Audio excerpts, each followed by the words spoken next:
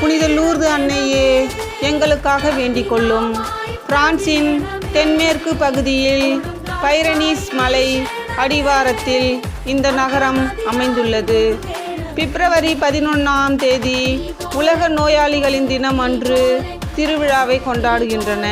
இங்கு பிரெஞ்சு, ஆங்கிலம், German, Spanish மற்றும் இத்தாலி மொழிகளில் திருப்பலி நடைபெறும். லூர்து திருத்தலத்தில் உள்ள புனித மாக்சிமிலியன் கோல்பே சிற்றாலயத்தில் மட்டும் தமிழ் மொழியில் திருப்பலி நடைபெறும்.